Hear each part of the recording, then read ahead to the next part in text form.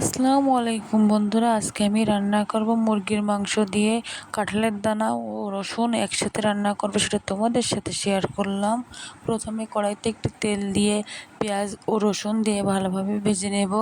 তারপর একটা লাল লাল করে ভেজে নেওয়ার পরে এখন এটা লাল লাল করে ভেজে নিয়েছি। এখন দিয়ে দেব কিছু গোটা মশলা, যেমন তেজপাতা, এলাচ, দারুচিনি, লবঙ্গ, সব কিছু দিয়ে ভালোভাবে এটা ভেজে নেওয়ার পরে এখন দিয়ে দিব শুকনো মরিচ বাটা। তারপরে দেব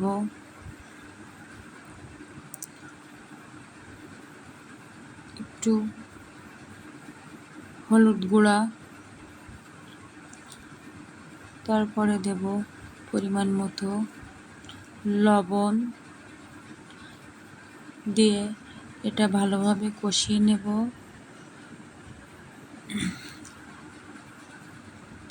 এটা ভালোভাবে কষিয়ে নিয়েছি। এখন কেটে ধুয়ে রাখা দেশি মুরগির মাংসটা এখন দিয়ে দেব। দিয়ে একটু হালকা নাড়াচাড়া করে কষিয়ে এখন দিয়ে দেব মাংসটা। একটু মশলাগুলো ভালোভাবে ম্যারিনেট করে কষিয়ে নেওয়ার পরে এখন এখানে আমি পানির পরিবর্তে দেব নারিকেলের দুধ। এখানে আমি নারিকেলের দুধটা দিয়ে ভালোভাবে কষিয়ে নেব। একটু কষানো পর্যন্ত অপেক্ষা করব। এটা আমি কষিয়ে নিয়েছি প্রায়। এখন দিয়ে দেব আগে থেকে ভেজে রাখা কাঁঠালের দানা ও রসুন, এগুলো দিয়ে অল্প একটু গরম মশলার গুঁড়ো দিয়ে এটা ভালোভাবে কষিয়ে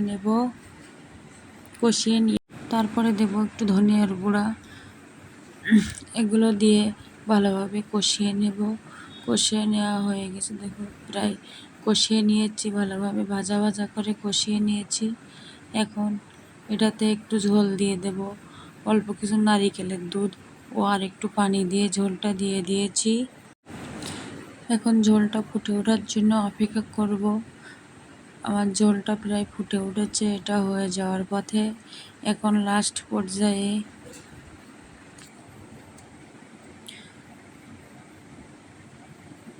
এখানে আমি আরও একটু গরম মশলার গুঁড়া দিয়ে কিছুক্ষণ জাল করে নামিয়ে ফেলবো।